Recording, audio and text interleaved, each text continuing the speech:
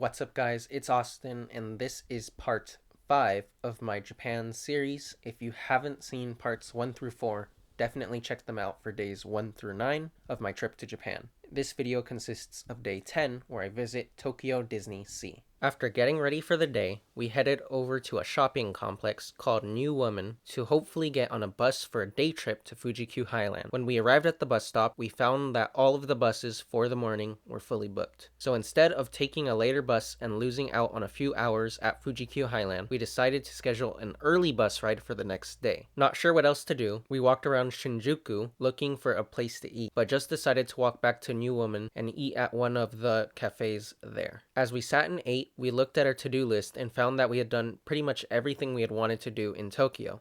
While Tokyo DisneySea wasn't on our priority list of things to do in Japan, everything we had seen and heard about the park made it sound like it was very beautiful and different from other Disney parks, which made us want to check it out if we had time to do so. Having spent a bunch of time in Shinjuku, we decided not to get a full day ticket, which costs between 7,900 and 10,900 yen.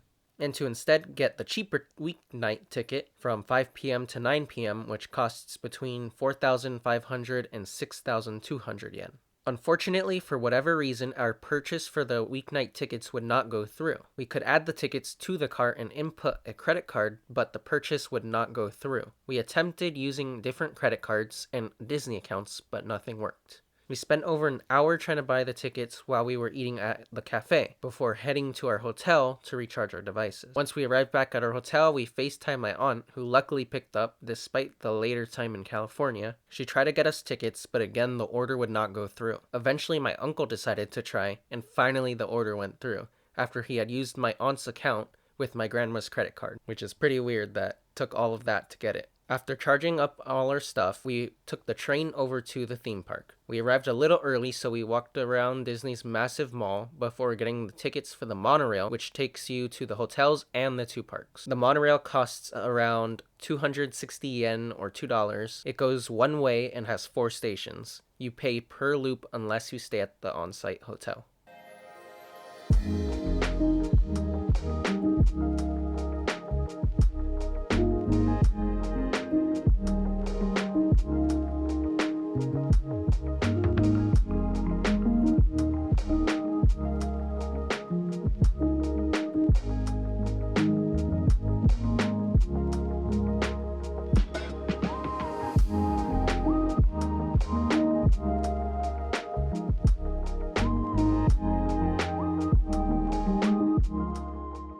The line to go through security took a little while, so we got into the park about 10 minutes after 5 p.m. Immediately, we were greeted by the big globe fountain and the beautifully themed Hotel Mira Costa. After walking under the hotel, we followed the path to the right and began to follow it counterclockwise around the park.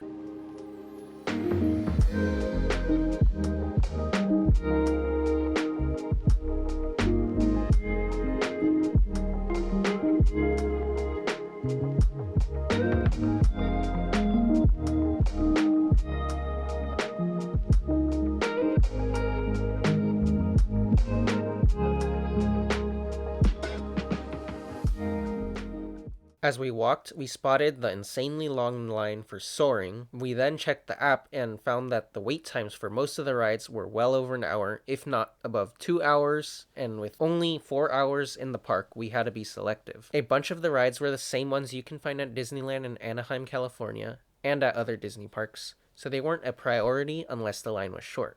As we entered the Mysterious Island section of the park, we found ourselves extremely impressed with the incredible theming of the land.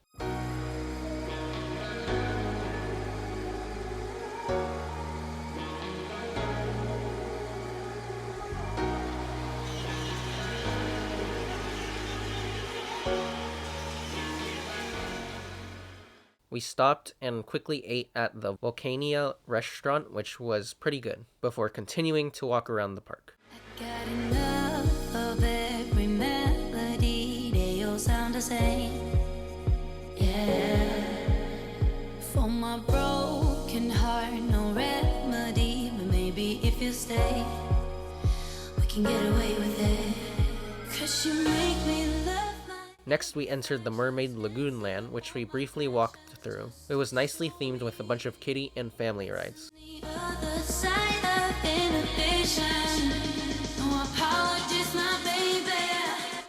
How do you do? 'Cause I'm feeling so good. We then continued over to the Arabian coastland, which was also very nicely themed.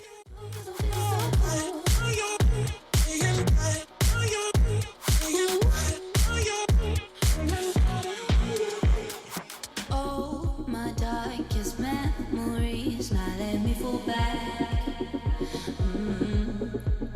But you'll be there, ready to rescue me if I go out of track. You can get away with it, 'cause you make me love my imperfections, answer all my questions just to show me. We stopped and rode our first ride at DisneySea, which was Sinbad's Storybook Voyage, which had a very short 10-minute wait. The ride was pleasant and long, but felt a bit outdated. After that, we walked through the Lost River Delta Land, which was very cool, then over to Port Discovery Land, which was really nice, and finally the American Waterfront Land, which has a massive ship and a New York section. We walked all around the park, just appreciating the theming, which is pretty unique when compared to other Disney theme parks. The park is beautiful, and the scale of the theming is much more impressive, in my opinion, than the Disney California parks. Started as a whisper, message from a new world I'd never known. Something about it felt like it'd been waiting my whole life. Is this home? I can hear each sound calling my name, and I feel angels around when I start to sing, and suddenly it feels like heaven's not so far away. Tell me, can you hear the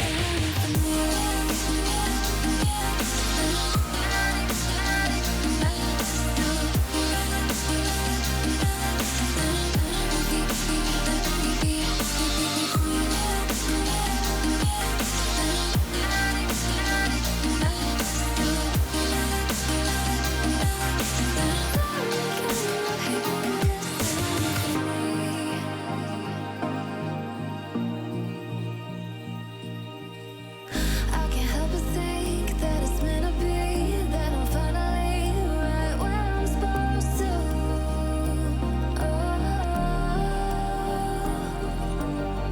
Ever let you into the secret? Would you listen? I can hear each sound. We walked back to the back of the park because two attractions, including one we knew we absolutely wanted to ride, had only 25 and 15-minute wait times. We rode Indiana Jones, which was very fun and felt completely new to me because I didn't at all remember the ride from Disneyland in California. Then we rode the roller coaster Raging Spirits, one of two attractions at the park that were must rides for us. What was surprising about Raging Spirits was that they had us put our bags on the floor of the coaster train and not in any lockers or station bins, despite the ride having a loop. Overall, the ride was pretty mild but still fun and well themed. After riding Raging Spirits, the park's show Believe Sea of Dreams was about to begin, but we weren't sure if any of the rides would be open after the show, so we decided to skip the show and ride Journey to the Center of the Earth, which was the attraction that we had wanted to ride the most at the park. Earlier, the ride had about a 2-hour, 10-minute long wait, but because of the show, the line was relatively short at 30 minutes. The theming in the ride's queue was great, and the ride, despite being short in length, had great theming and an awesome finale. It was without a doubt my favorite ride in the park, at least of the few that we rode. The show ended by the time we got off the ride, so we took the electric railway to the front of the park to look for a souvenir or two before the park closed. As with most places in Japan, the shops lacked souvenirs, instead selling lots of snack boxes with DisneySea branding on them. But I was able to find a pin that said Tokyo DisneySea. Overall, I enjoyed walking around the park as much as riding the attractions, but I probably wouldn't recommend getting a half-day ticket if you haven't already spent a full day at the park, because you'll wind up rushing to try and ride the attractions you want to ride, while also just trying to see the different lands in the park. Overall, I enjoyed walking around the park as much as riding the attractions. We knew going into visiting the park that we had just wanted to mainly walk around the park and see the themed lands. So for us, missing a bunch of attractions, most of which we could ride at other Disney parks, wasn't a big deal. That's the end of part 5 of my Traveling to Japan series. If you enjoyed, drop a like, subscribe for more, and part 6 will consist of day 11, where I visit Fuji-Q Highland, and my final day in Japan.